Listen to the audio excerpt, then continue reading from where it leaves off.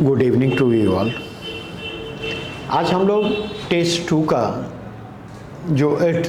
Test 1 के जो बचे हुए डिस्कशन थे, इकोनॉमी और पॉलिटी सेक्शन के फुल क्वेश्चन हमारी कोशिश होगी कि उसको हम आपके साथ डिस्कस करें। सबसे पहले मैं इकोनॉमी सेक्शन के प्रश्न को पिक कर रहा हूं और प्रश्न है क्वेश्चन नंबर 5A। प्रश्न है, हाल के वर्षों में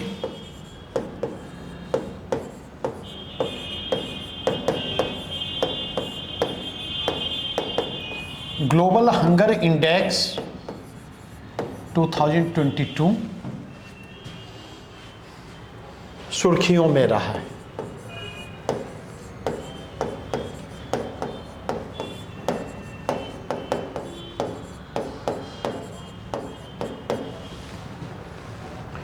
इसके कारणों का उल्लेख करें।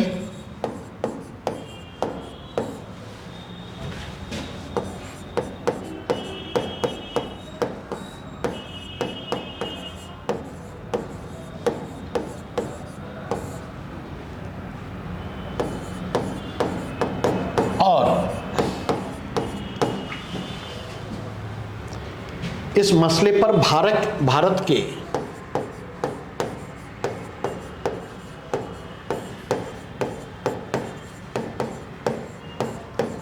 रुख के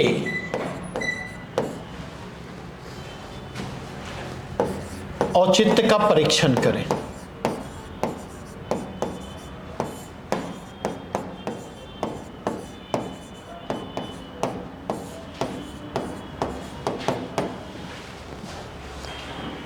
In the recent years, global hunger index has been in news.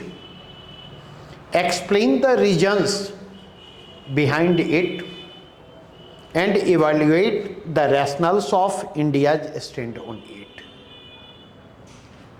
Basically अगर हम जाकर के देखें और एक समस्या लगातार आ रही है, प्रश्न पूछा कुछ जा रहा है, रेस्पॉन्ड कुछ और किया जा रहा है। जो मैंने टेस्ट 1 की कॉपी इवेल्युएट की है और जो टेस्ट 2 की कॉपी में के इवैल्यूएशन के क्रम में भी मैंने महसूस की, जब आप क्वेश्चन लिख रहे होते तो आपको यह अंदाजा नहीं होता कि एक प्रश्न के लिए कितना समय आपको मिला है।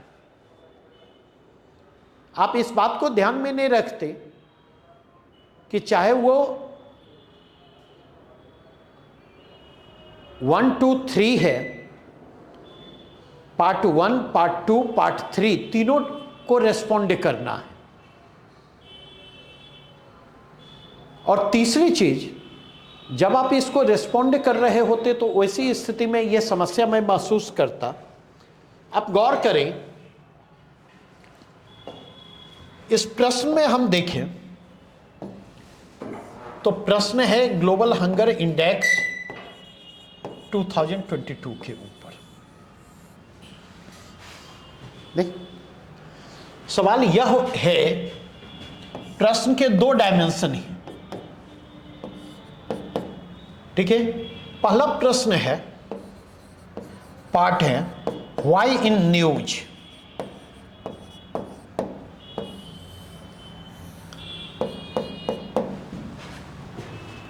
और प्रश्न का दूसरा पार्ट है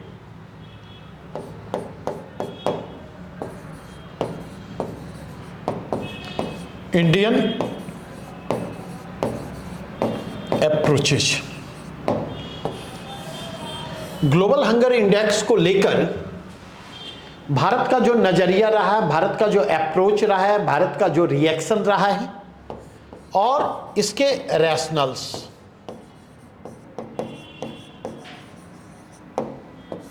इसका जो औचित्य है।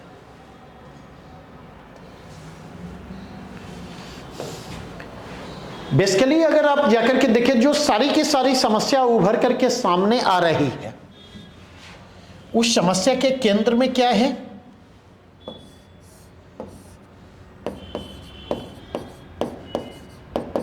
Ranking of India. Global hunger index में भारत के जो रैंक रहे,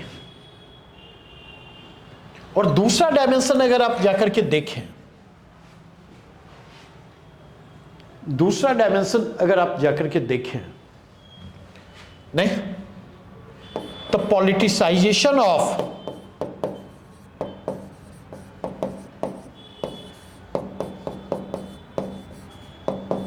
इंडियाज रैंक।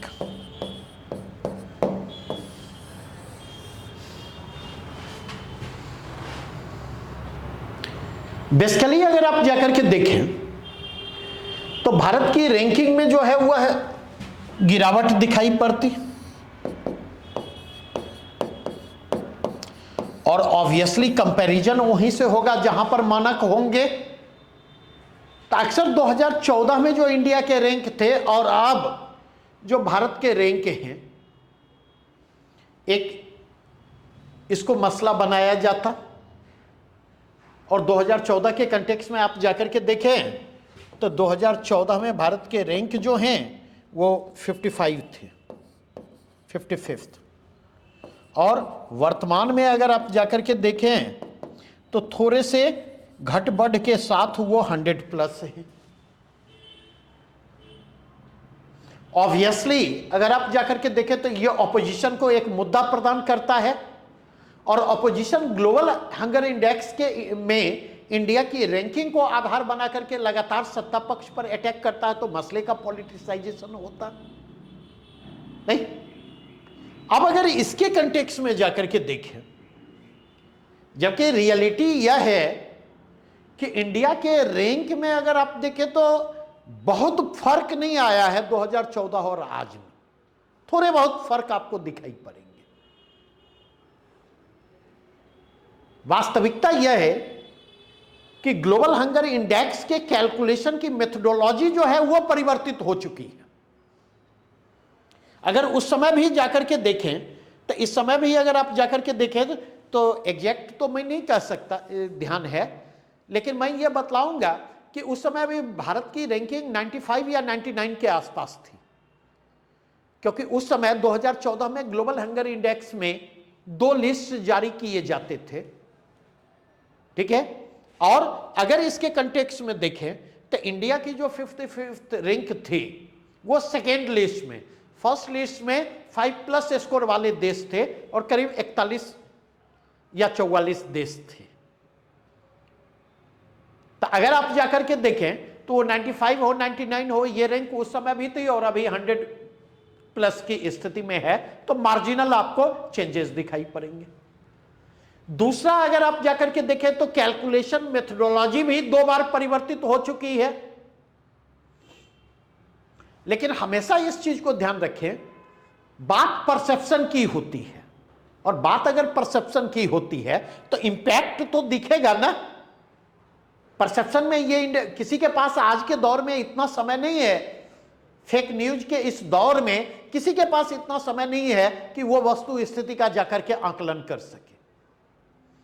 अब दिक्कत यहां पर क्या आती है, ये जो प्रेशर क्रिएट होता है, तो ये जो प्रेशर क्रिएट होता तो इंडियन गवर्नमेंट क्या करती है, इंडियन गवर्नमेंट के द्वारा जीएचआई को क्वेश्चन किया जाना,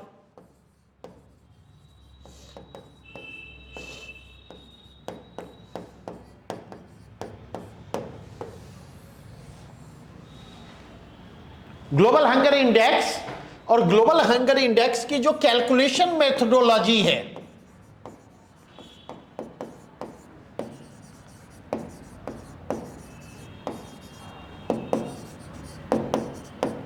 इस ग्लोबल हंगर इंडेक्स के कैलकुलेशन मेथोडोलॉजी को वहां पर क्वेश्चन किया जाता, क्योंकि अगर आप जाकर के देखें तो ग्लोबल हंगर इंडेक्स का जो ये पूरा का पूरा कैलकुलेशन हो रहा है, इसका बेसिस क्या है? 4 कंपोनेंट हैं जिसके कंटेक्स्ट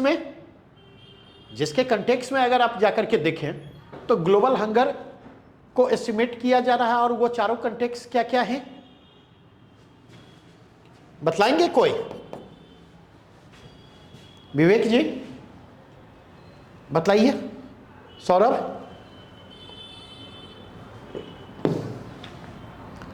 चाइल्ड वेस्टिंग है, चाइल्ड स्टंटिंग है, नहीं, अर्थात अल्प वजन, अल्प लंबाई, नहीं।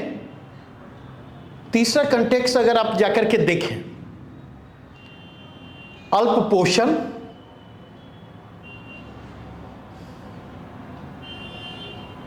और चौथा कंपोनेंट क्या है? क्या? मेरे ख्याल से CMR ही है, एक बार चेक कर ले तो, या देख लीजिएगा ना। अब अगर इसके कंटेक्स्ट में देखें तो ये जो 4 मानक हैं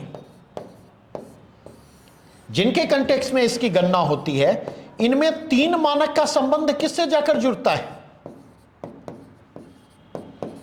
बच्चों से संबंध है।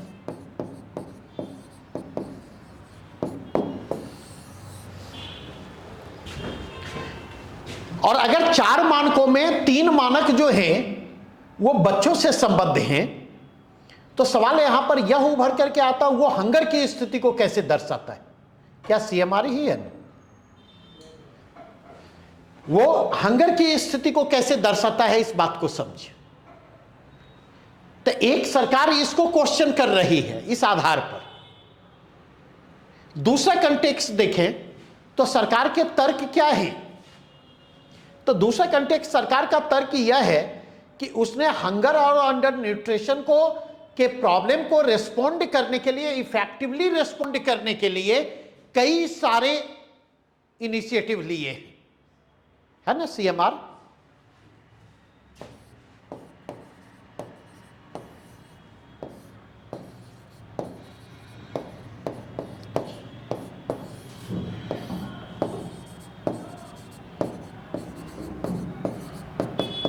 ठीक है। और चौथा कंटेक्स्ट क्या था? अल्प पोषण, अंडर न्यूट्रिशन। तो अब अगर आप इसके कंटेक्स्ट में जाकर के देखें, दूसरी चीज सरकार का यह कहना है कि हमने इतने सारे स्कीम चला करके रखे हैं, चाहे वो वेरियस स्तर पर कैश सपोर्ट स्कीम हो, नेशनल फूड सिक्योरिटी एक्ट का क्रियान्वयन हो, या फिर फ्री ऑफ कॉस्ट अनाज उपलब्ध करवाने का मसला हो। कोविड के पीरियड में आप देखेंगे करीब करीब मेरे ख्याल से 2 साल से अधिक समय तक फ्री ऑफ कॉस्ट एडिशनल अनाज उपलब्ध करवाया गया। तो सरकार इस आधार पर GHI के कैलकुलेशन मेथोडोलॉजी को क्वेश्चन कर रही है। लेकिन अब समस्या क्या है, इस बात को समझने की कोशिश करें, 2-3 चीजों को। पहली चीज आप यह समझने की कोशिश करें कि पहले भी GHI जो भी आंकड़े जारी करती है, जिन भी आंकड़ों को आधार बना करके इंडेक्स तैयार करती, वे आंकड़े जो हैं एक तो सरकार के द्वारा उपलब्ध करवाए जाते डिफरेंट इंटरनेशनल एजेंसी को, और दूसरा उसके लिए एक शब्द यूज किया जाता है गैलप सर्वे मेथोडोलॉजी, जिसकी ऑथेंटिसिटी को लेकर के डाउट होता है। दूसरी चीज अगर आप जाकर के देखें तो वह यह कि सवाल यह उठता है कि सरकार के तर्क अपनी जगह पर सही हो सकते, लेकिन सवाल यह उठता है कि ग्लोबल हंगर इंडेक्स ने जिस मेथोडोलॉजी के सहारे दुनिया भर में हंगर की स्थिति का आकलन किया है, अंडर न्यूट्रिशन की स्थिति का आकलन किया है, यह तरीका तो लंबे समय से अपनाया जाता रहा, जब से GHI जारी किया जा रहा है। ऐसा तो नहीं है कि इस या उस सरकार के लिए उसने ये तरीका अपनाया है, नहीं। तीसरा कंटेक्स्ट अगर आप जाकर के देखें तो तीसरा कंटेक्स्ट यह उभर करके सामने आता कि ग्लोबल हंगर इंडेक्स जो है एक कॉमन सेंस होता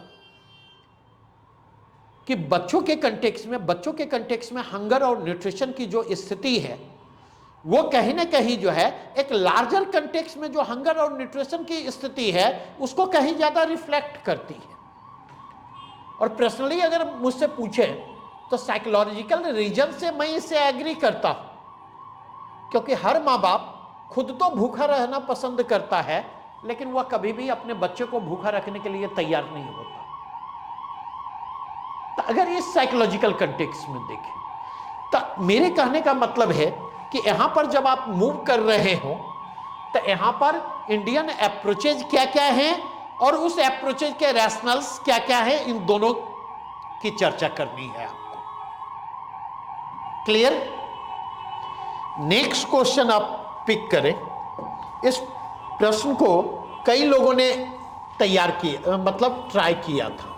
क्वेश्चन नंबर 5B, और मुझे लगता है यह बहुत महत्वपूर्ण प्रश्न था। प्रश्न है, ग्रामीण क्षेत्रों की ओर विकेंद्रीकरण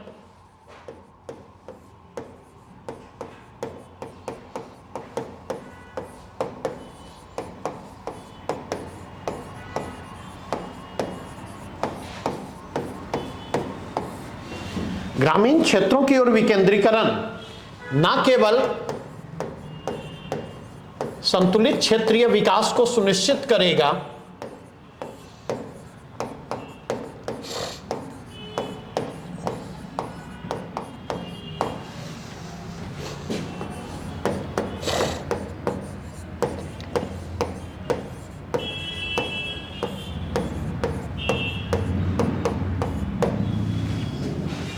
वरन अपितु महानगरीय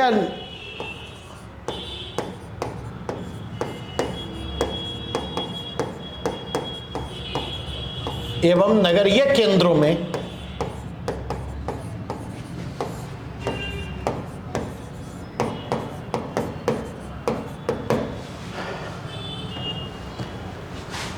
एवं उसके आसपास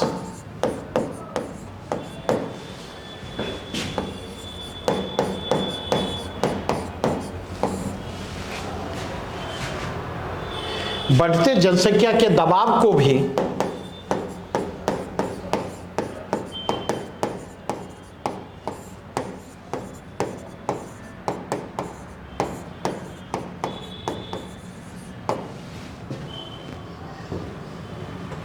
कम करेगा।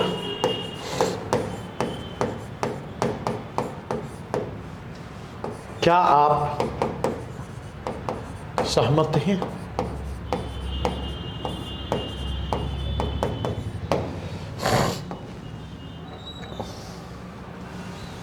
अब गौर करें,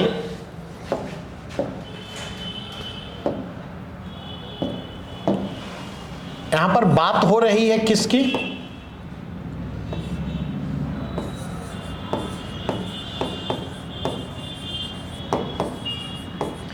डिसेंट्रलाइजेशन। और डिसेंट्रलाइजेशन किसकी तरफ? Towards rural area.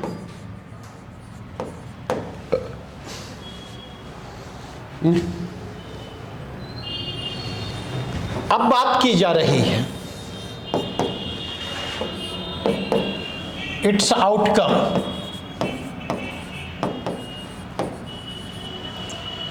वह है, इसका पहला आउटकम होगा संतुलित क्षेत्रीय विकास को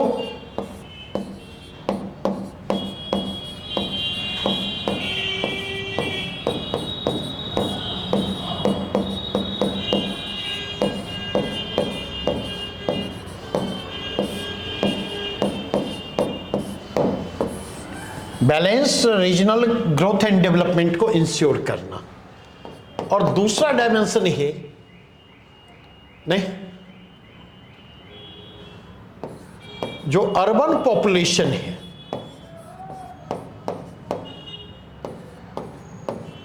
दबाव को कम करना।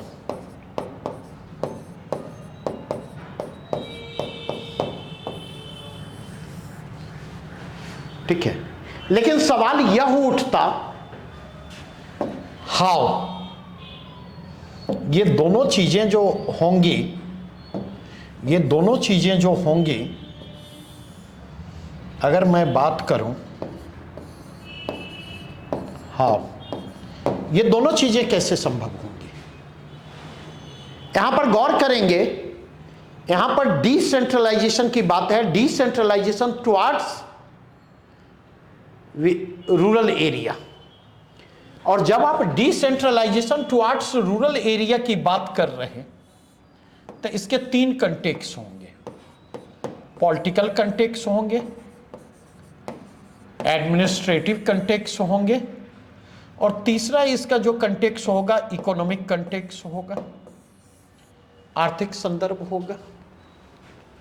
अब आप इस चीज को समझने की कोशिश करें, डिसेंट्रलाइजेशन के कारण होगा क्या।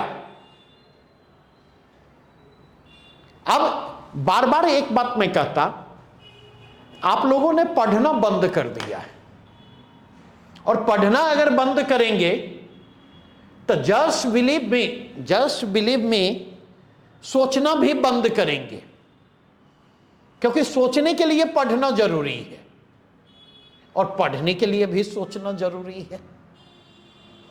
बेसिकली अगर हम देखें, अगर 12 5-ईयर प्लान के ड्राफ्ट को आप पढ़ेंगे तो उसमें इंक्लूसिव ग्रोथ एक चैप्टर था पार्ट 3 में,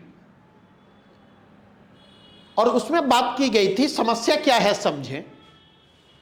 समस्या यह है कि जो हमारे ग्रोथ और डेवलपमेंटल चैलेंजेज हैं, तो ग्रोथ और डेवलपमेंटल चैलेंजेज के कंटेक्स्ट में 1990 वाली स्थिति नहीं है। ग्रोथ एंड डेवलपमेंटल चैलेंजेज के कंटेक्स्ट में अगर आप जाकर के देखें तो 1940 और 1950 के दशक से परिदृश्य परिवर्तित हो चुके हैं।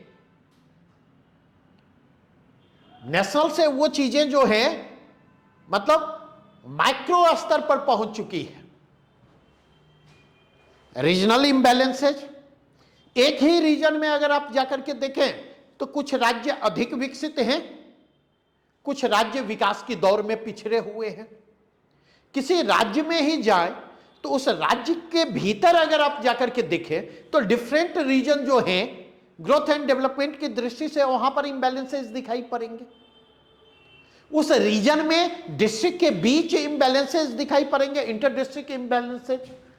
डिस्ट्रिक्ट में अगर आप जाकर के देखें तो डिस्ट्रिक्ट के भीतर आप क्या देखेंगे, इंटर ब्लॉक डिस्पैरिटीज आपको दिखाई पड़ेगी। Inter block growth and developmental imbalances आपको दिखाई पड़ेंगे, और ब्लॉक के भीतर भी जाकर के देखें तो इंट्रा ब्लॉक इंबैलेंसेज आपको ग्रोथ एंड डेवलपमेंट की दृष्टि से दिखाई पड़ेंगे। तो डिसेंट्रलाइजेशन क्या करेगा, तो डिसेंट्रलाइजेशन जो है वो जो लोकल चैलेंजेज है, लोकल चैलेंजेज को लोकल लेवल पर आइडेंटिफाई करते हुए उन्हें प्रायोरिटाइज करेगा, और उन्हें प्रायोरिटाइज करता हुआ लोकल रिसोर्सेज को वह एस्टिमेट करेगा, और उन लोकल रिसोर्सेज का इस प्रकार इस्तेमाल करेगा ताकि लोकल चैलेंजेस को इफेक्टिवली रेस्पॉन्ड किया जा सके। और अगर ये चीजें इफेक्टिवली होती हैं तो ग्रोथ एंड डेवलपमेंट का प्रोसेस क्या होगा, ग्रोथ एंड डेवलपमेंट का प्रोसेस तेज होगा। और ग्रोथ एंड डेवलपमेंट का प्रोसेस तेज होगा तो रूरल एरिया में आप इस चीज को समझें, वहां की इकोनॉमी क्या होगी। ग्रोथ और डेवलपमेंट का प्रोसेस तेज होगा तो इंफ्रास्ट्रक्चरल नीड और रिक्वायरमेंट भी रिडिफाइन होगी, और उसको रेस्पॉन्ड करने के लिए इंफ्रास्ट्रक्चर का भी ग्रोथ एंड डेवलपमेंट होगा, उसका एक्सपेंशन होगा।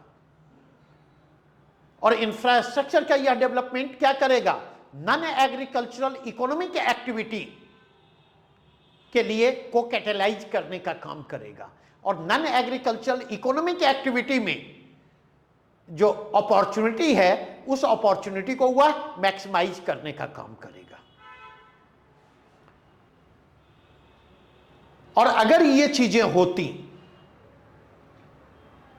तो इसका परिणाम क्या होगा, इसका परिणाम यह होगा माइग्रेशन का फ्लो चेक होगा।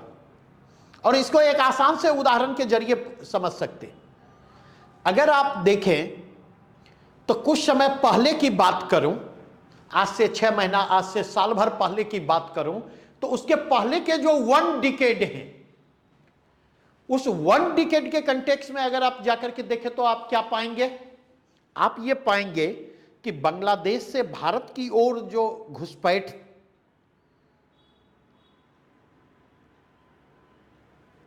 चल रहे थे उस घुसपैठ में कमी आपको दिखाई पड़ती। जैसे बांग्लादेश में ग्रोथ और डेवलपमेंट के फ्रंट पर सुधार की स्थिति दिखाई पड़ती है, ग्रोथ और डेवलपमेंट की प्रक्रिया तेज होती है, वैसे देखेंगे कि इलीगल बांग्लादेशी इमिग्रेंट्स की समस्या जो है, वो जो फ्लो है इलीगल बांग्लादेशी इमिग्रेंट्स का भारत की ओर फ्लो जो है वह अवरुद्ध होता हुआ आता। और केवल अवरुद्ध नहीं होता है, बल्कि आप देखेंगे कि इस तरह की बातें भी आई कि भारत में जो बांग्लादेशी घुसपैठिए मौजूद थे, धीरे धीरे वो वापसी की ओर रुख करते। और इंडियन कंटेक्स्ट में भी ये चीजें आपको देखने को मिलेगी। एक फ्रेज यूज होता है, रिवर्स माइग्रेशन। तो अगर इसके कंटेक्स्ट में देखें तो इसके कारण क्या होगा, इसके कारण जो माइग्रेशन है, इसके कारण अगर आप जाकर के देखें तो इसके कारण माइग्रेशन जो है, इस माइग्रेशन में कमी आएगी। And at the same time अगर आप देखें तो यहां से रिवर्स माइग्रेशन का प्रोसेस शुरू होगा।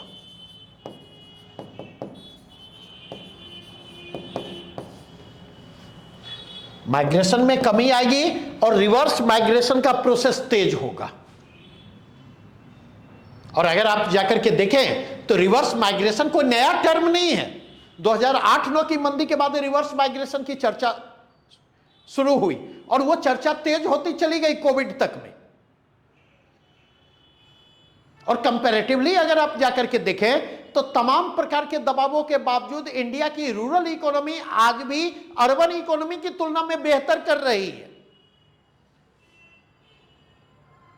भारत अभी जिन आर्थिक दबावों का सामना कर रहा है, जिस प्रकार के आर्थिक दबावों को भारत को फेस करना पड़ रहा है, अगर आप उसके कंटेक्स्ट में जाकर के देखें तो आप ये पाएंगे कि अगर उन आर्थिक दबावों को वह कुछ हद तक काउंटर बैलेंस कर पाने की स्थिति में है तो उसमें रूरल इकोनॉमी के ग्रोथ एंड डेवलपमेंट ने अहम भूमिका निभाई है।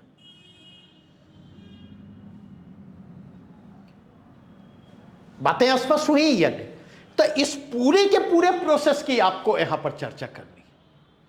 अब गौर करें, जब यहां पर इसका परिणाम क्या होगा, रूरल अर्बन डिवाइड में क्या होगी, ग्रोथ एंड डेवलपमेंट की दृष्टि से जो गैप है अर्बन इकोनॉमी और रूरल इकोनॉमी के बीच, वो गैप कम होगा। अर्बन इकोनॉमी पर रूरल इकोनॉमी का दबाव कम होगा, पॉपुलेशन का प्रेशर कम होगा।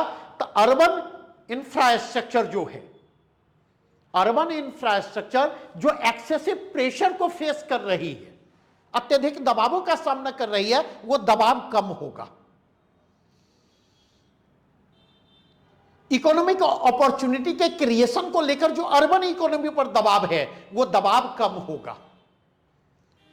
और उस दबाव का कम होना क्या करेगा, उस दबाव का कम होना जो है वह कहीं ना कहीं जो है एक बैलेंस को क्रिएट करने का काम करेगा।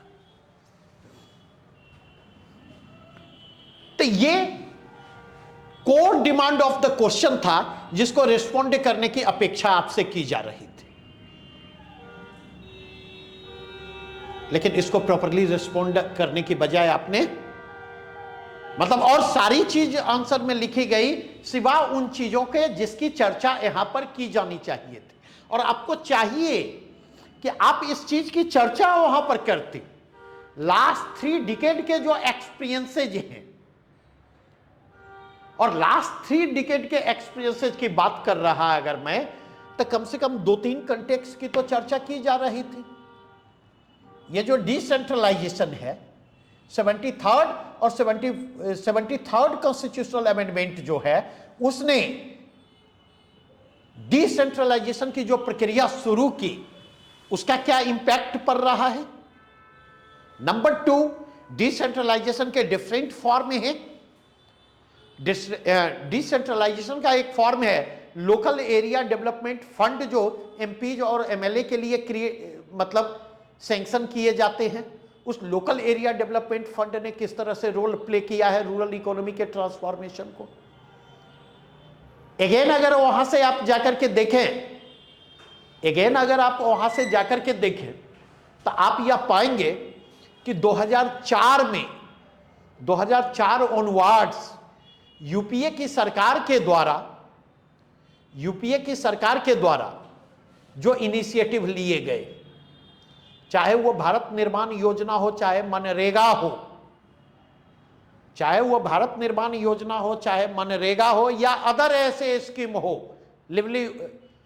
राष्ट्रीय NRLM की तरह नेशनल रूरल लिवलीहुड मिशन या नेशनल रूरल हेल्थ मिशन जैसे जो स्कीम हैं, जहां पर एक स्पेस क्रिएट किया जा रहा है, या जिस तरह से आप देखेंगे पंचायती राज इंस्टीट्यूशन की ओर लास्ट 2 डिकेड के दौरान फंड का इनफ्लो बढ़ा है, जिस तरह से आप देखेंगे लोकल सेल्फ बॉडी का, जो लोकल सेल्फ बॉडी में ट्रांसफॉर्मेशन आपको दिखाई पड़ता। तो ये तमाम चीजों का हवाला देते हुए इस प्रश्न को इफेक्टिवली रिस्पॉन्ड किए जाने की जरूरत है। और इसलिए बार बार मैं कहता हूं, बहुत सारी चीजें बम्बार्डमेंट नहीं करनी है, core demand of the question को हमें पकड़ना है। नेक्स्ट अगर मूव करें,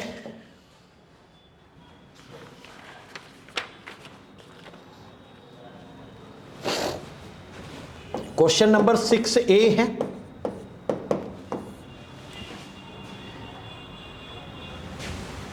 जॉबलेस ग्रोथ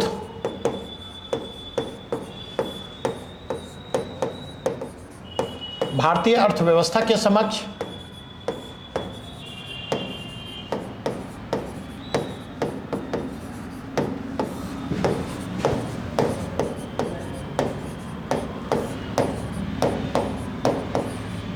मौजूद महत्वपूर्ण चुनौती है।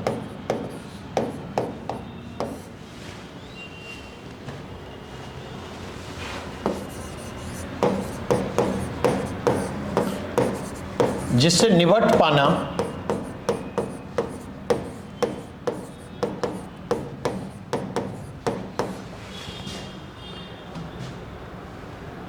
आने वाले समय में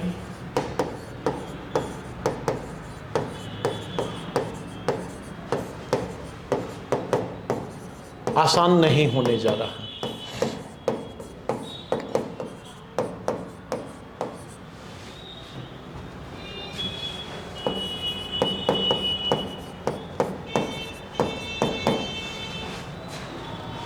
पिछले 3 दशकों के अनुभवों के आलोक में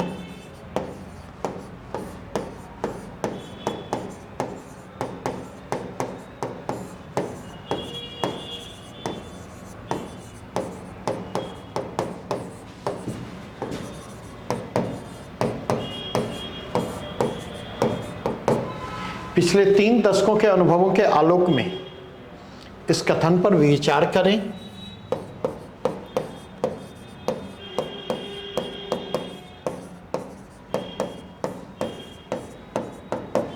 और इसके कारणों की विवेचना करें।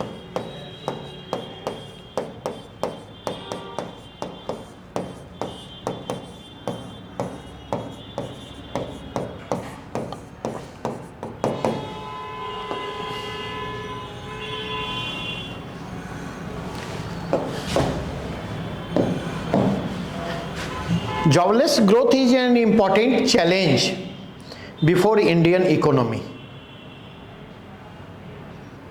and it is not easy to respond it in the coming days.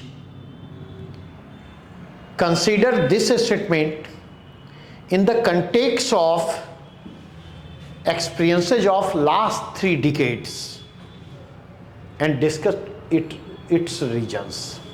यहाँ पर बात किसकी हो रही है? बात हो रही है जॉबलेस ग्रोथ की।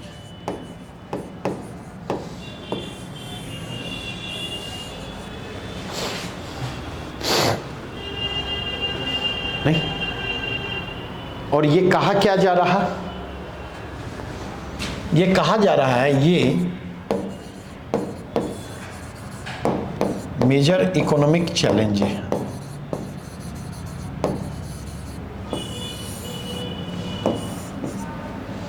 और दूसरा, ये कहा जा रहा है भविष्य में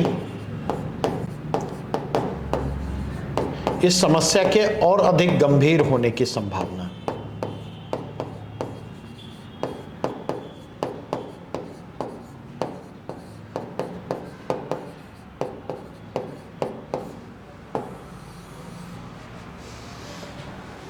इसके और अधिक गंभीर होने की संभावना है।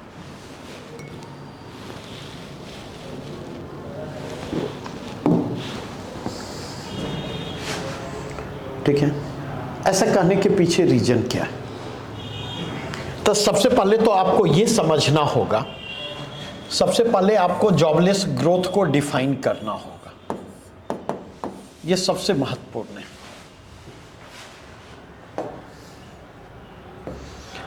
और अगर इसको डिफाइन करने की बात करूं तो इसका सिंपल सा मतलब है, जहां इकोनॉमिक ग्रोथ तो है पर उस अनुरूप रोजगार अवसरों का सृजन नहीं।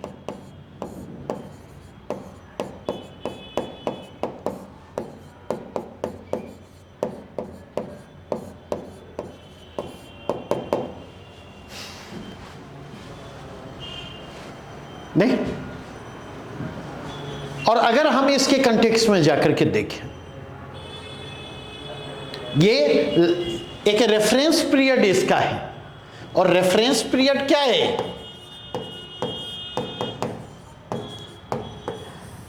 रेफरेंस पीरियड है लास्ट 3 डिकेड्स।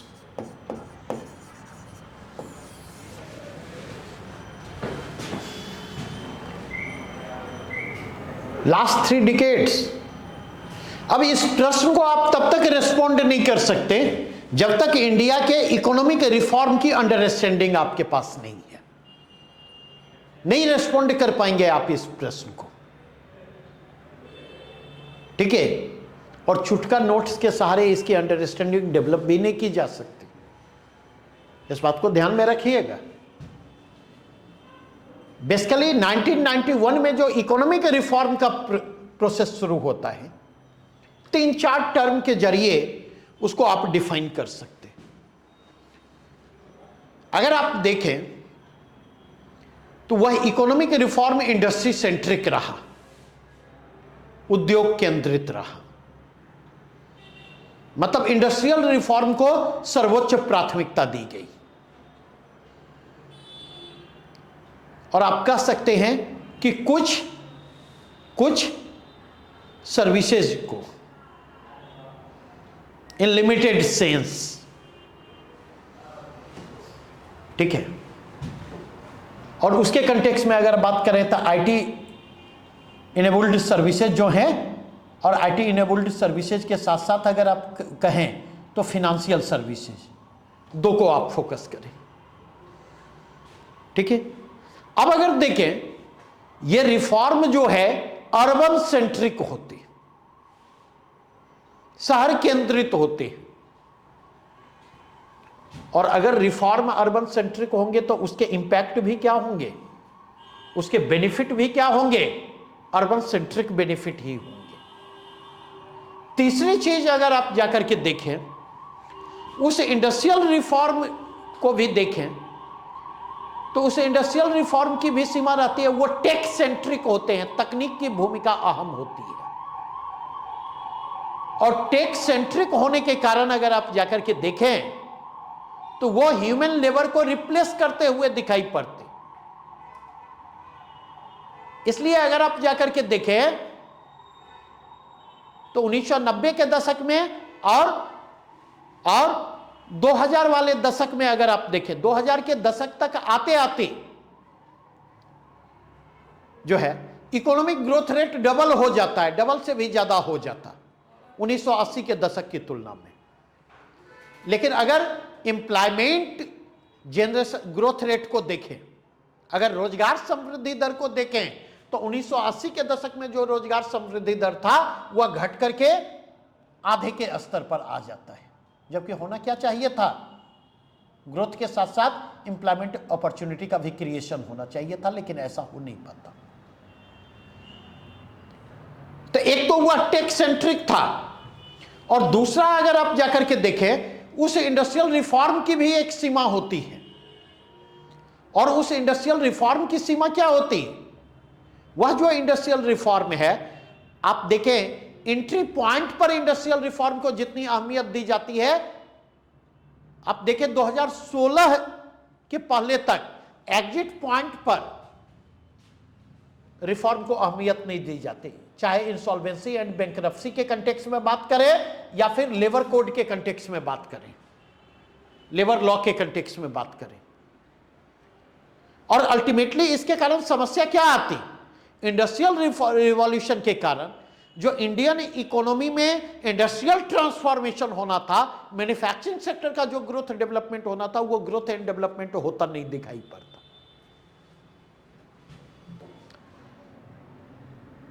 बातें समझ में आई? और आज के कंटेक्स्ट में, ये तो उस समय की बात कही, तो कृषि क्षेत्र की उपेक्षा हुई, लार्जर स्केल पर सर्विस सेक्टर की उपेक्षा होती है, रूरल इकोनॉमी की उपेक्षा होती है, and at the same time देखें, एक लाइन यहां पर यूज किया गया है स्टेटमेंट का, जो सेकेंड पार्ट है, भविष्य में और अधिक गंभीर होने की संभावना है जॉबलेस ग्रोथ की। यह बात क्यों की जा रही है? नहीं तो अगर आप जाकर के देखें तो नवीन चुनौती का उभार,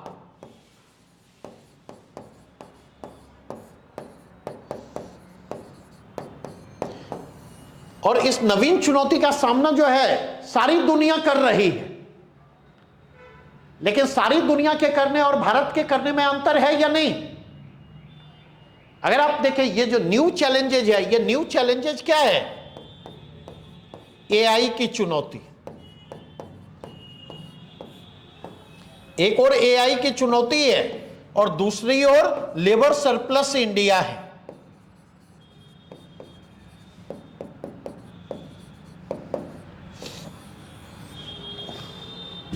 आप गौर करें, ये जो इलीगल इमिग्रेंट्स का मसला गरमाया हुआ, उसके पीछे एक महत्वपूर्ण रीजन क्या है?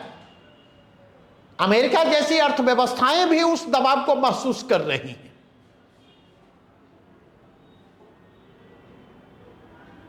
तो अगर इस कंटेक्स्ट में देखें तो ये लार्जर कंटेक्स्ट है, जिस लार्जर कंटेक्स्ट में इस प्रश्न को प्रॉपरली रेस्पॉन्ड करने की जरूरत थी।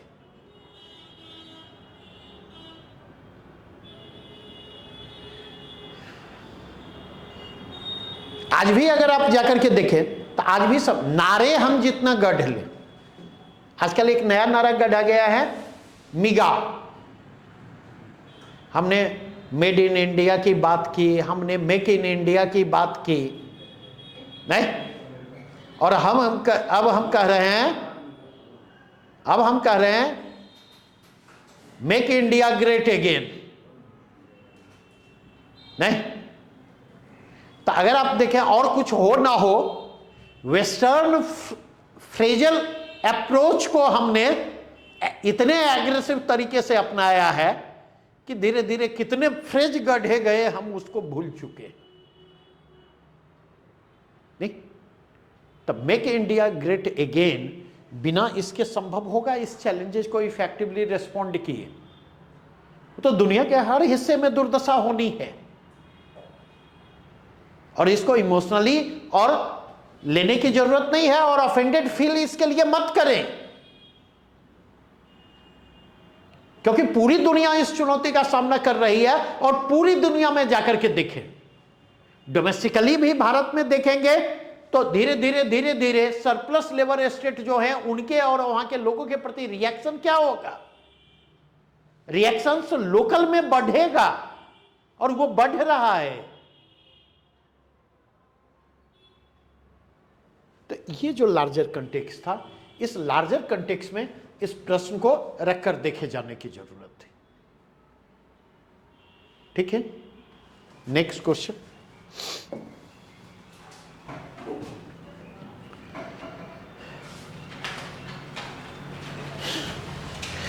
ये तो ट्रेडिशनल क्वेश्चन था, लेकिन यहां पर भी आप लोगों ने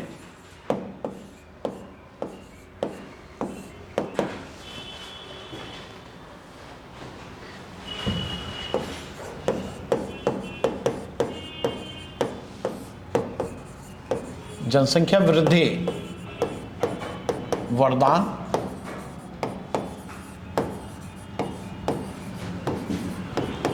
और अभिशाप दोनों है।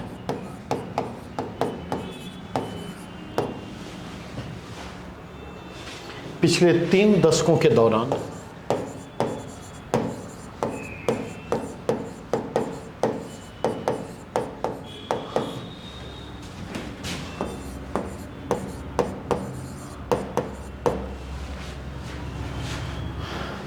इस संदर्भ में होने वाली प्रगति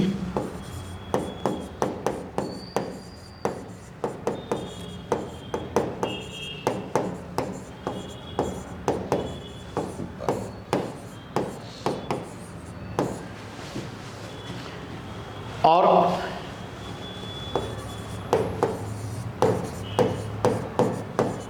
उनसे संबद्ध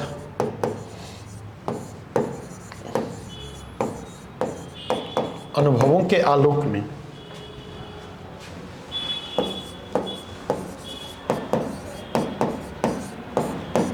विवेचना करें।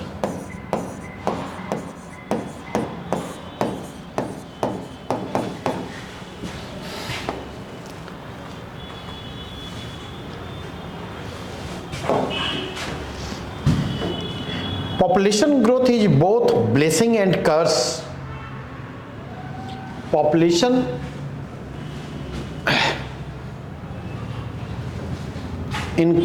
growth is both blessing and curse. Discuss it in the context of progress and experiences related with it during the last 3 decades. अब इस प्रश्न को समझें। जब आप इस प्रश्न को रिस्पॉन्ड कर रहे हैं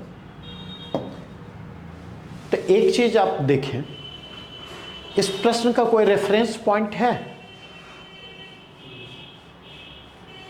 रेफरेंस पॉइंट क्या है?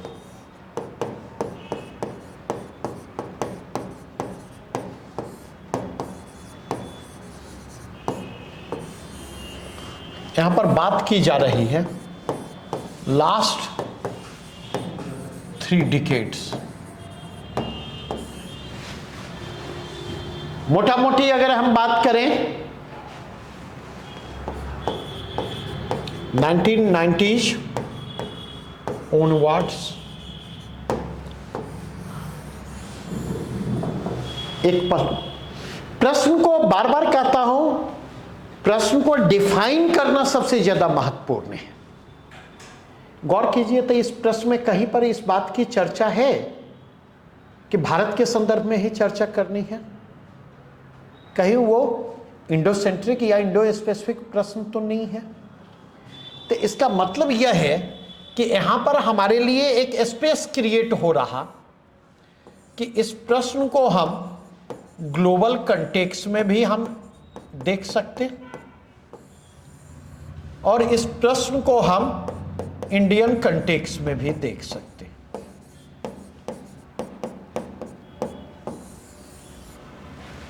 दोनों कंटेक्स्ट को लेके चले। नहीं, अगर जनसंख्या वृद्धि वरदान है, अगर यह वरदान है, दैट इज अगर यह ब्लेसिंग्स है,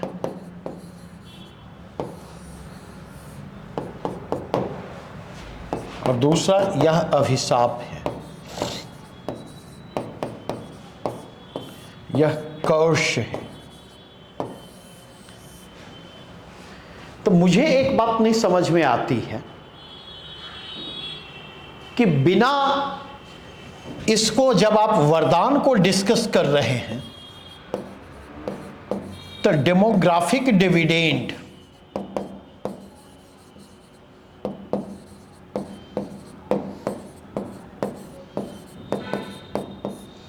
की चर्चा के बिना इस प्रश्न के उत्तर कैसे लिखे जाएंगे? मुझे ये बात समझ में नहीं आती।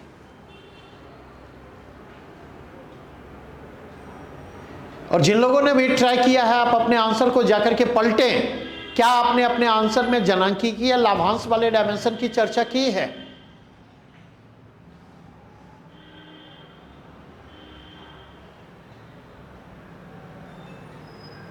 नहीं। और यह डेमोग्राफिक डिविडेंड जो है वह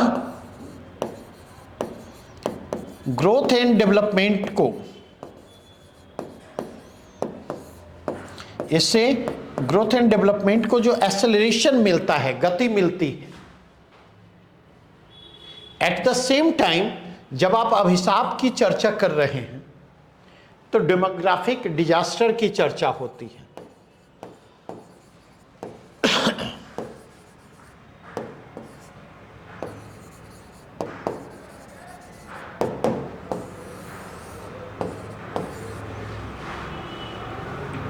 डेमोग्राफिक डिजास्टर की जो चर्चा होती है, नहीं। दूसरा कंटेक्स्ट देखें, इसके जो ग्रोथ एंड डेवलपमेंट्स कंसर्न है,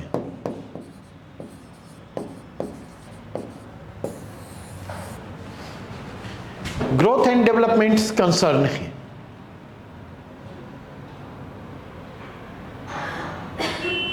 बातें समझ रहे? क्या इसकी चर्चा नहीं? लेटर फेज में ये जिस चुनौती को लेकर उपस्थित होता, रैपिड एजिंग की चुनौती, ग्लोबल कंटेक्स्ट में देखें, आज रूस की बात करें, आज चीन की बात करें, जनसंख्या वृद्धि को क्या कर रहा है? प्रमोट कर रहा है या नहीं? कल तक जो चीन पॉपुलेशन कंट्रोल की बात करता था, आज पॉपुलेशन ग्रोथ को प्रमोट कर रहा है। जो रैपिड एजिंग की चुनौती है, तो ये जो फ्रेज है, पॉपुलर फ्रेज है, क्या आपको नहीं लगता कि पॉपुलर फ्रेज के बिना इस आंसर को कंप्लीट नहीं किया जा सकता? रेस्ट चीजें आप लिखते रहे ना।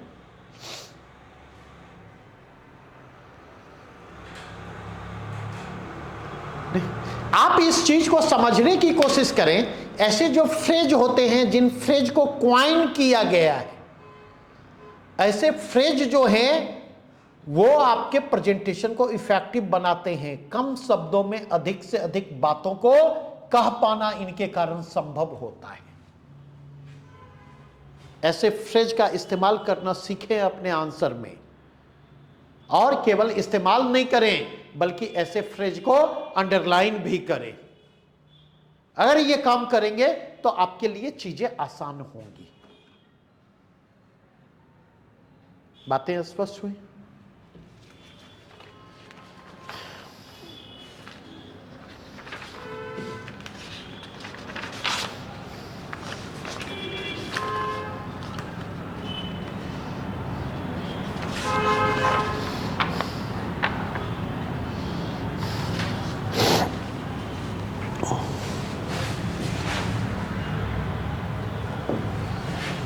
अगेन अगर आप जाकर के देखें, पॉलिटी से जुड़ा हुआ जो प्रश्न था, संविधानवाद क्या है,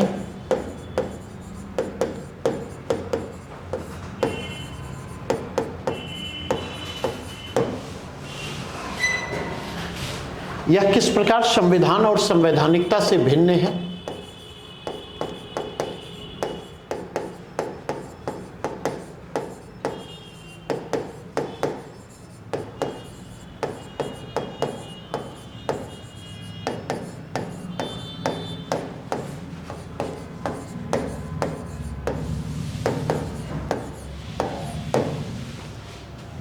भारतीय संविधान के उन उपबंधों की चर्चा करें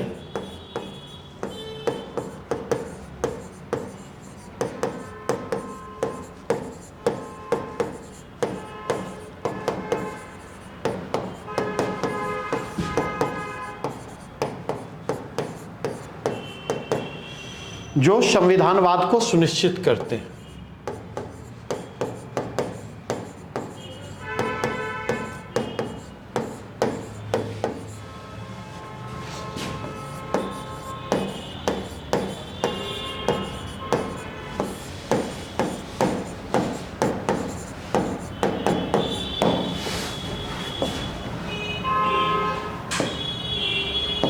अब अगर इस प्रश्न को देखें तो बेसिकली अगर आप देखें तो प्रश्न के दो डायमेंशन हैं। पहला ही संविधानवाद को डिफाइन करें और उसी डिफाइन करने के क्रम में संविधान और संवैधानिकता से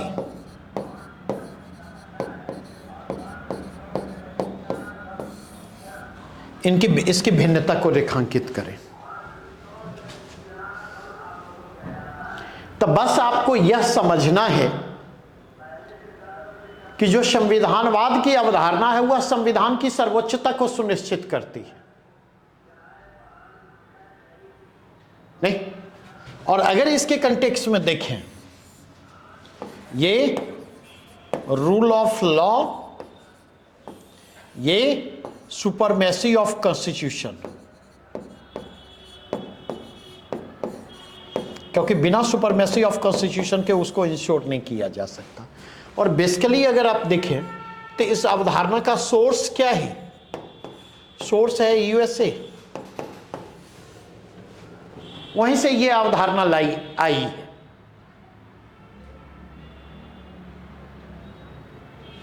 ठीक है, तो संवैधानिकता जो है, कॉन्स्टिट्यूशनलिटी जो है, वह टूल है जिसके माध्यम से संविधानवाद को सुनिश्चित किया गया है, संविधान की सर्वोच्चता को सुनिश्चित किया गया। और प्रश्न का दूसरा डायमेंशन जो है वह क्या है? Constitutional provision regarding that.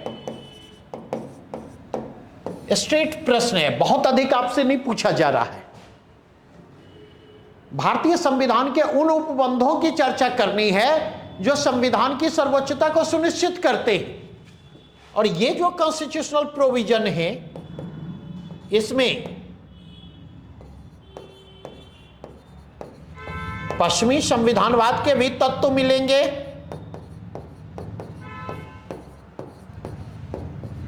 Component of western constitutionalism भी मिलेगा, और इसमें न्यू कंपोनेंट भी इंडियन कॉन्स्टिट्यूशन में मिलेंगे।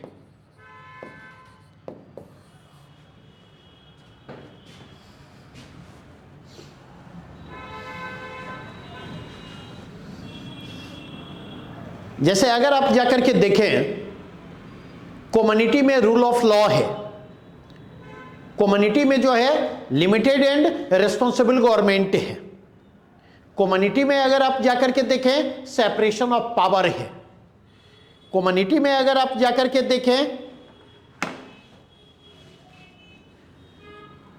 तो source of power and authority के रूप में कॉन्स्टिट्यूशन है, नहीं? अगेन अगर आप जाकर के देखें तो जब आप कहते हैं इंडिविजुअल लिबर्टी की अवधारणा है, राइट्स कंसर्न है। अगर आप वेस्टर्न इससे कंपेयर करें तो आप देखेंगे smoothly, regime changes smoothly. Constitutional means के जरिए आसानी से, सहज और स्वाभाविक तरीके से सत्ता परिवर्तन, ट्रांसफर ऑफ पावर होता है एक से दूसरे के बीच। अगेन अगर आप जाकर के देखें, स्वतंत्र न्यायपालिका संविधानवाद का एक major component, and free press. Indian context में अगर आप जाकर के देखें तो इंडियन कंटेक्स्ट में देखेंगे एक नया कंपोनेंट आपको मिलेगा, क्योंकि इंडिया में कॉन्स्टिट्यूशनलिज्म का कंसेप्ट वेस्टर्न कॉन्स्टिट्यूशनलिज्म के कॉन्सेप्ट से डिफर करता है या डिफरेंट है। इंडियन कंटेक्स्ट में अगर आप जाकर के देखें तो इंडिया में आपको दिखेगा यहां केवल सेपरेशन ऑफ पावर की बात नहीं है, सेपरेशन ऑफ पावर के जो प्रोविजन है आप उसकी चर्चा करें। अगेन अगर आप जाकर के देखें तो यहां जो चेक एंड बैलेंसेज है वो डिस्टिंक्ट फीचर है इंडियन कॉन्स्टिट्यूशन का, कॉन्स्टिट्यूशनल सुपरमेसी को इंश्योर करने का।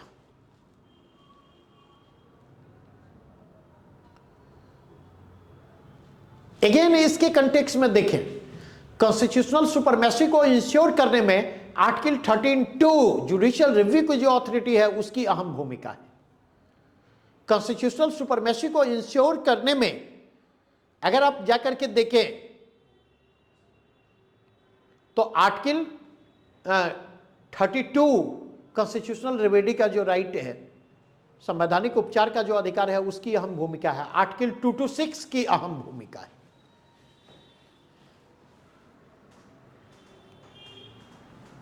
नहीं, कॉन्स्टिट्यूशनल सुपरमेसी को इंश्योर करने में प्रोसीड्योर एस्टैब्लिश बाय लॉ की अहम भूमिका है, जो कॉन्स्टिट्यूशनल प्रोविजन है।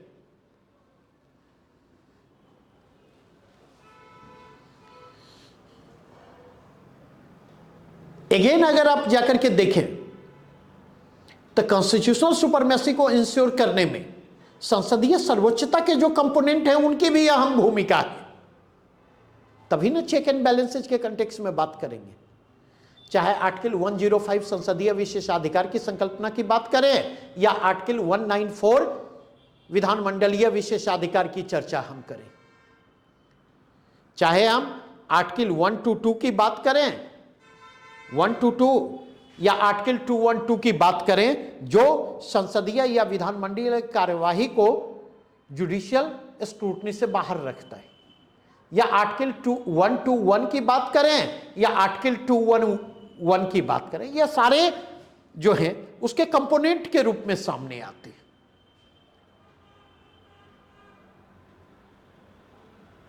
नहीं, सेपरेशन ऑफ पावर को इंश्योर करते हुए, चाहे आर्टिकल 50 की बात करें जो जुडिशरी और एग्जीक्यूटिव के सेपरेशन की बात करते हुए आते हैं। जब चेक एंड बैलेंसेज की चर्चा करेंगे तो उसी के कंटेक्स्ट में उसकी भी चर्चा करें। इससे आगे के स्पेस यहां पर नहीं है, अधिक से अधिक कंक्लूडिंग पैराग्राफ में आप इस चीज को मेंशन करें कि कस्टोडियन ऑफ मतलब इंडियन जुडिशियरी के इंडिपेंडेंस को इंश्योर करने के लिए कॉन्स्टिट्यूशनल प्रोविजन किए गए हैं, और केवल कॉन्स्टिट्यूशनल प्रोविजन नहीं किए गए हैं बल्कि कस्टोडियन ऑफ इंडियन कॉन्स्टिट्यूशन के रूप में इंडियन जुडिशियरी की परिकल्पना की गई है। जिस इंडियन जुडिशियरी ने क्या किया है, जिस इंडियन जुडिशियरी ने जुडिशियल इनोवेशंस के थ्रू कॉन्स्टिट्यूशनलिज्म को इंश्योर करने में अहम भूमिका निभाई है। Whether it is the concept of basic structure or whether it is basic structure doctrine or it is due process of law.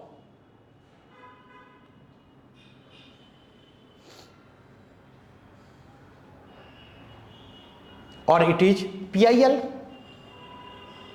or power deliberated through Article 142 regarding absolute justice.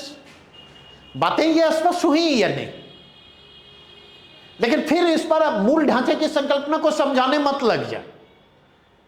That is not needed here, क्योंकि वो constitutional concept नहीं है, वो judicial concept है, और उसी के behalf पर ड्यू प्रोसेस ऑफ लॉ को समझाने ना लग जाए। बातें स्पष्ट हुई या नहीं, बढ़े आगे।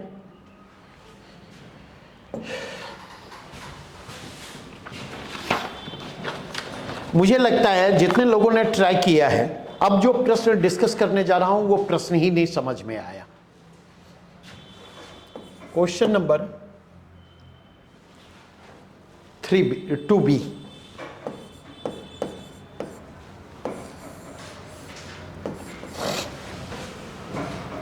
समलैंगिक विवाह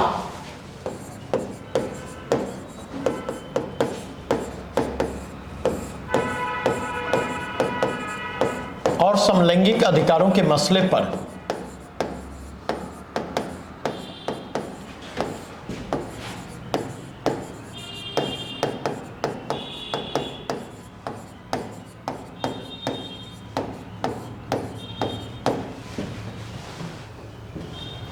सर्वोच्च न्यायालय द्वारा हाल में अपनाया गया नजरिया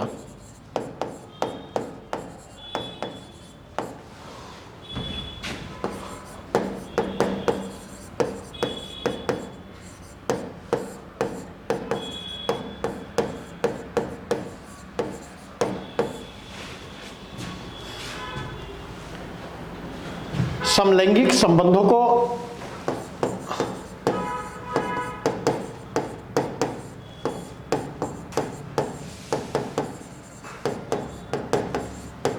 अपराध के दायरे से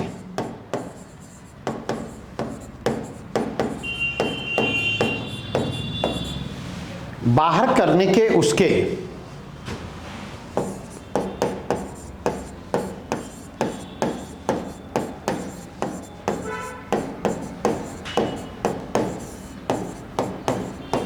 पूर्ववर्ती रुख के विपरीत है।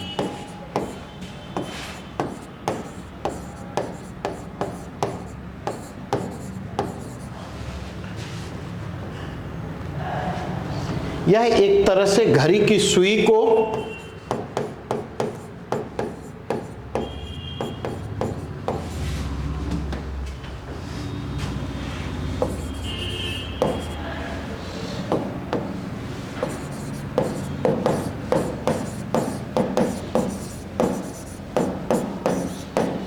पीछे मोड़ने के समान है,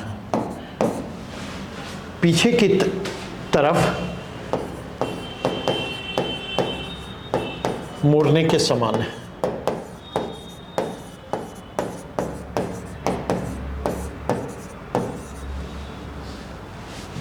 टिप्पणी करें।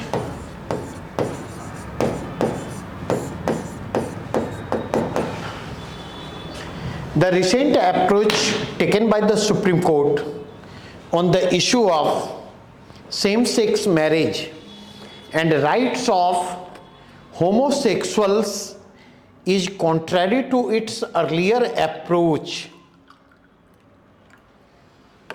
regarding decriminalizing homosexuality. It is just like turning the hands of the clock backwards. Comment.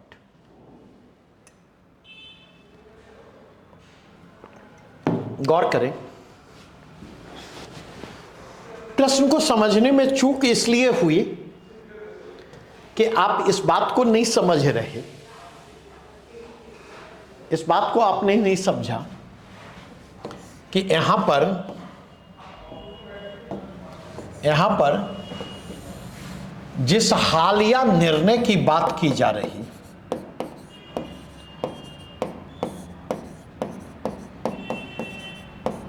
उसका संबंध किस निर्णय से?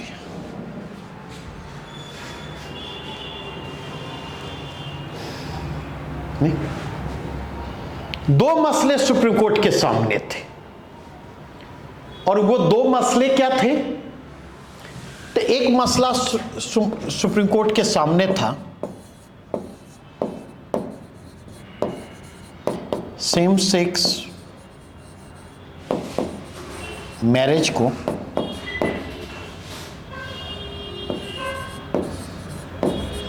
अनुमति देना, लीगलाइज करना कह लें,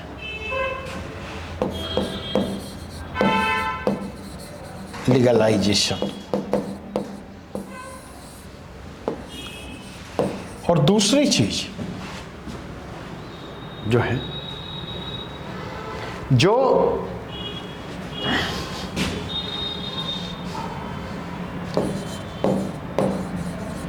सेम सेक्स पार्टनर्स हैं उनके अधिकारों को मान्यता, उनके जो अधिकारी, और ये अधिकार क्या?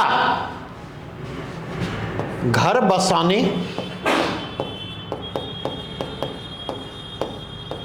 परिवार को आगे बढ़ाने,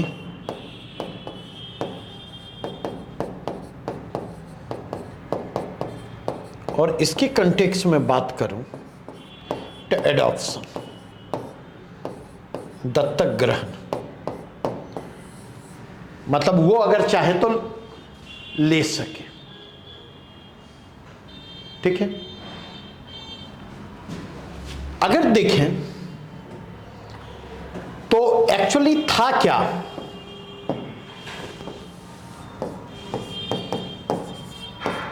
इसकी प्रबल संभावना थी।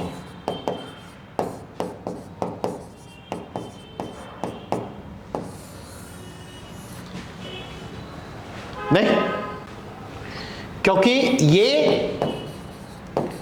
लॉजिकल कल्मिनेशन ऑफ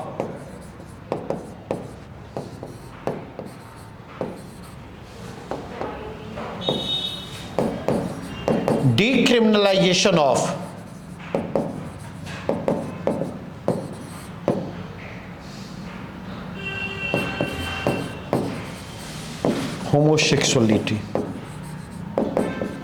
homosexuality या homosexual relations।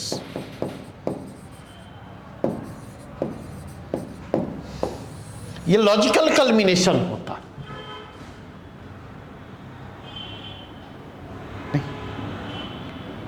लेकिन हुआ क्या,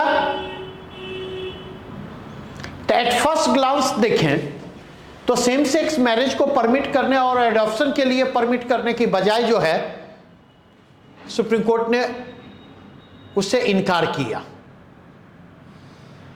और ऐसा लगता है कि प्रीवियस जो जजमेंट थे, उस प्रीवियस जजमेंट को लेकर के जो दबाव था, वो दबाव जो न्यायपालिका भी महसूस कर रही थी, कहीं ना कहीं न्यायपालिका उस दबाव के आगे बकल डाउन करती दिखती है। 1 step forward and 2 step backward. और अगर इंडिविजुअल राइट्स और इंडिविजुअल लिबर्टी के कंटेक्स्ट में अगर आप जाकर के देखें,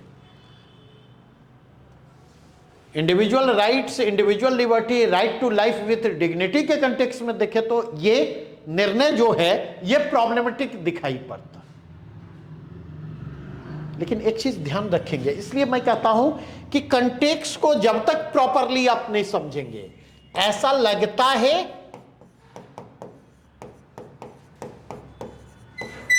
पर ऐसा है नहीं।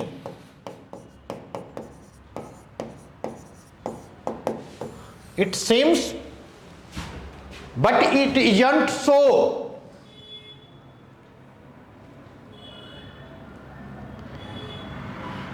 और ऐसा क्यों कहा गया? यहां पर डायरेक्टली उसने रिजेक्ट नहीं किया। दरअसल सुप्रीम कोर्ट ने जो है कहीं ना कहीं बॉल किसके पाले में डाल दिया? लेजिस्लेटिव के पाले में डाल दिया। नहीं, और इस बहाने से वो बच निकली। ठीक है कि अगर ये नीतिगत मसले हैं और इन नीतिगत मसलों पर सुप्रीम कोर्ट अगर इंटरफेयर करती है तो ये जस्ट लाइक जो है पॉलिसी मेकिंग हो गया। ये जुडिशियल लेजिस्लेशन का उदाहरण होगा। और इसलिए यह कहते हुए सुप्रीम कोर्ट ने यह कहा कि अब विधायिका पर निर्भर करता है कि वह इस दिशा में, विधायिका अगर कोई कानून बनाना चाहे तो वो इस दिशा में बना सकती है। नहीं, और बेसिकली अगर आप जाकर के देखें कि उसने एक रास्ता बतला दिया कि स्पेशल मैरिज एक्ट में संशोधन के जरिए ऐसा किया जा सकता है या स्टेट इस दिशा में इनिशिएटिव ले सकते। तो इसलिए घड़ी की सुई को पीछे मोड़ने के समान इसे नहीं कहा जा सकता। And at the same time आपको रेफर करना होगा, सुप्रीम कोर्ट ने बाजाबता एक कमेटी के गठन की बात की, एक कमेटी के गठन का निर्देश दिया और उस कमेटी से इस मसले पर विचार की अपेक्षा की गई कि वो होमोसेक्सुअल्स के कंटेक्स्ट में, जो एलजीबीटी कम्युनिटी है उसके कंटेक्स्ट में जाकर के देखें। उसने कहा कि उनके लिए लाइफ विथ डिग्निटी को कैसे इंश्योर किया जा सकता, डिग्निफाइड लाइफ को कैसे इंश्योर किया जा सकता, इस मसले पर विचार करें और उपयुक्त सुझाव दें और राज्य सरकार उनके लिए life of dignity, life with dignity को इंश्योर करने की दिशा में पहल करे। तो यहां पर इसके कंटेक्स्ट, प्रश्न के कंटेक्स्ट ये थे।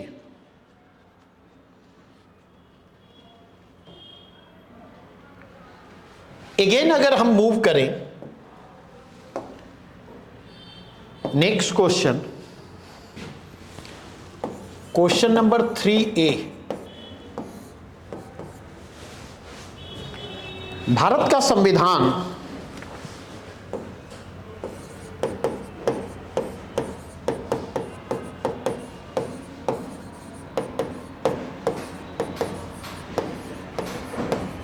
गतिशील, अत्यधिक गतिशील या गतिशील क्षमताओं के साथ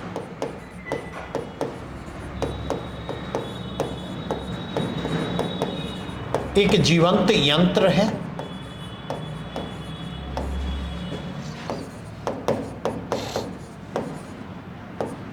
यह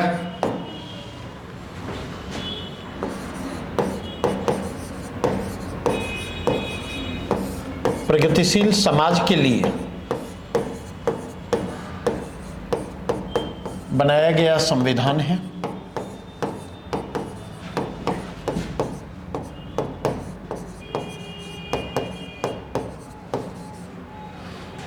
जीने के अधिकार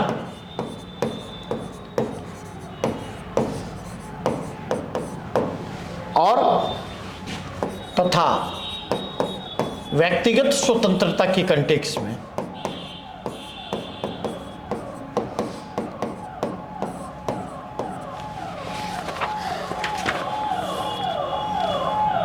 अधिकार में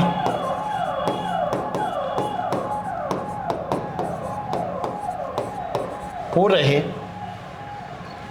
निरंतर विस्तार के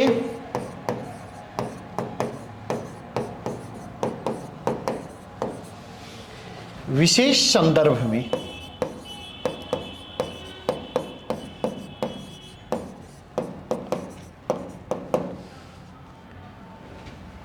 उदाहरण सहित व्याख्या कीजिए।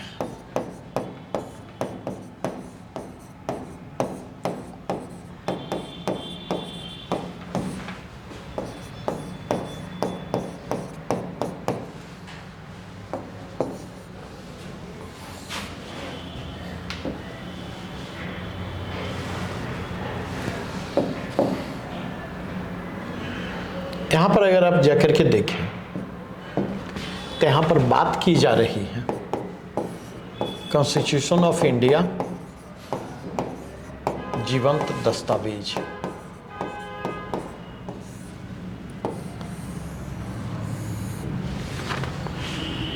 और इसकी जीवंतता क्या बतलाती है, लाइव, इसका लाइवलीनेस क्या बतलाता है, या लाइव डॉक्यूमेंट है, या क्या बतलाता है? यह प्रगतिशील समाज के लिए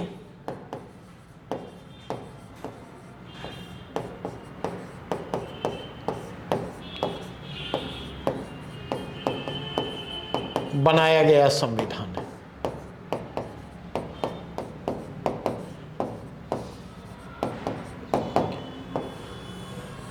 और इसकी पुष्टि किस बात से होती है?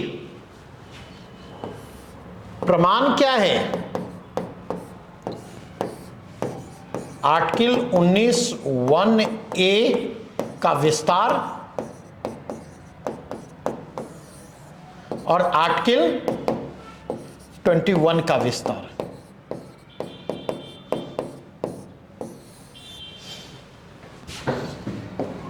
आर्टिकल 19(1)(a) का विस्तार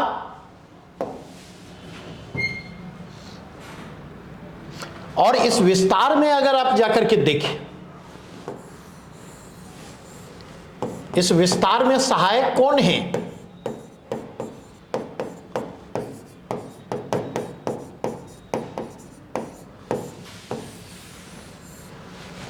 इस विस्तार में अगर आप जाकर के देखें, सहायक हैं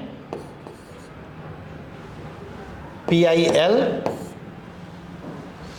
इस विस्तार में सहायक हैं PIL, इस विस्तार में सहायक हैं रहा जुडिशियल एक्टिविज्म।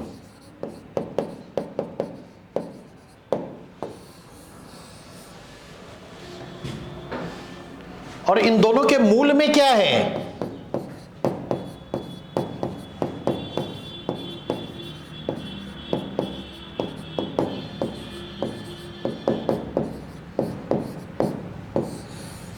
प्राइमरली।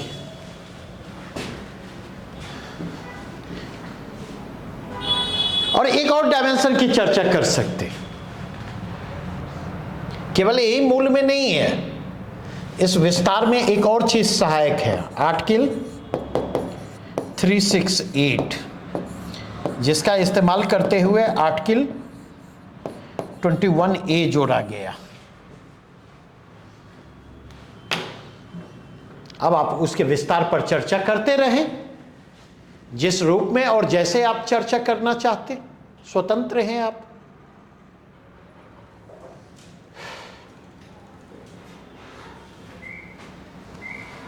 बातें ये स्पष्ट हुई या नहीं? इसने आपको, इस डायमेंशन ने जो है इनिशियल इंट्रो पैराग्राफ का आधार तैयार कर दिया, जो स्टेटमेंट है नहीं, और बॉडी पार्ट इससे निर्मित होगा।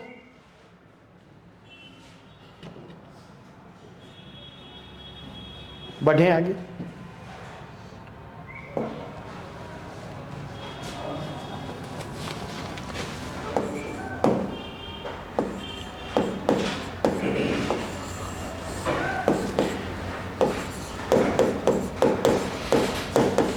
प्रासंगिक संवैधानिक प्रावधानों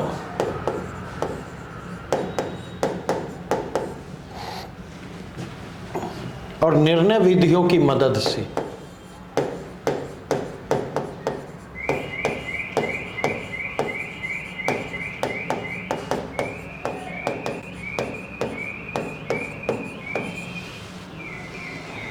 लैंगिक न्याय के संवैधानिक परिप्रेक्ष्य की व्याख्या करें।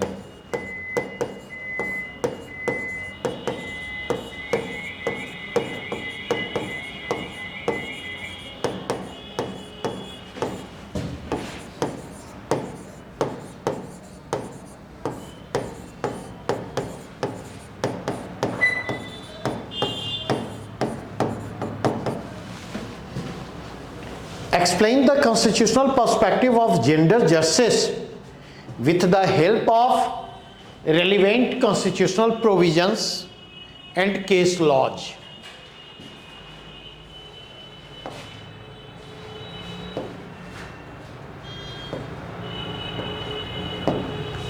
अब अगर इसकी कंटेक्स्ट में देखें तो यहां पर बात की जा रही है लैंगिक न्याय की।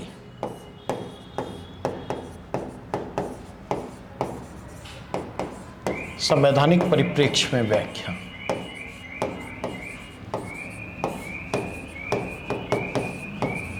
आपको करनी है। और इस व्याख्या के पर्सपेक्टिव क्या है? इस व्याख्या के दो पर्सपेक्टिव हैं। पहला पर्सपेक्टिव है कॉन्स्टिट्यूशनल प्रोविजन। वे कॉन्स्टिट्यूशनल प्रोविजन, एक जो प्रस्तावना में संकेत मौजूद हैं, दूसरा जिसकी चर्चा आपको फंडामेंटल राइट्स के रूप में मिलती है, तीसरी चर्चा डीपीएसपी, और चौथी चर्चा फंडामेंटल ड्यूटीज।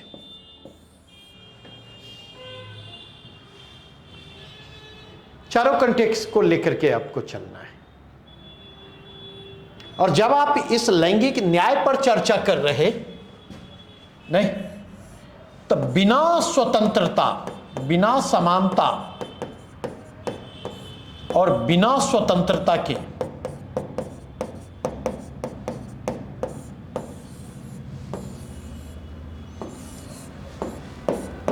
न्याय संभव नहीं। इस बात को ध्यान में रखना है।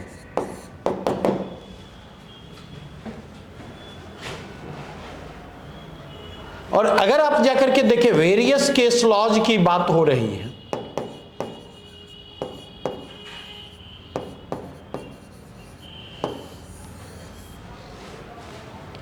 तो ये वेरियस केस लॉज क्या करते हैं? Right to life with dignity की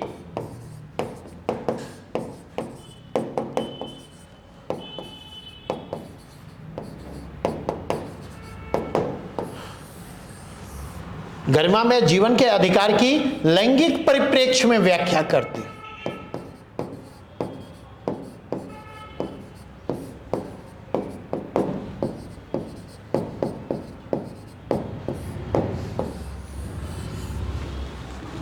जेंडर पर्सपेक्टिव में उसका इंटरप्रिटेशन करते हैं, क्योंकि जितने मेजर जजमेंट हैं उन जजमेंट को अगर आप जाकर के देखेंगे तो जेंडर जस्टिस के प्रश्न को राइट टू लाइफ विथ, चाहे हाजी अली दरगाह का मसला हो, चाहे सनी सिंगापुर का मसला हो, सबरीमाला का मसला हो, लिव इन रिलेशनशिप का मसला हो, ट्रिपल तलाक का मसला हो, जितने हाल के निर्णय रहे हैं वर्चुअली अगर आप जाकर के देखें तो सबके कोर में क्या है?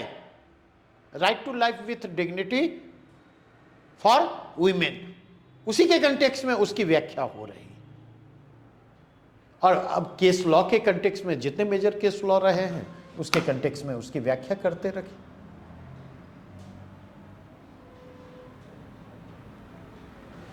बातें स्पष्ट हुई? तो टेस्ट 1 के 2 सेक्शन की मतलब 2 सेक्शन कंप्लीट हो गए। मेरे ख्याल से शायद साइंस एंड टेक पर कुछ अखिलेश सर के बाकी हैं, तो वो टेस्ट 2 के साथ उसको कवर अप करवा देंगे। फिर नेक्स्ट हम लोग मिलेंगे टेस्ट 2 के लिए, टेस्ट 2 के डिस्कशन में। Thank you.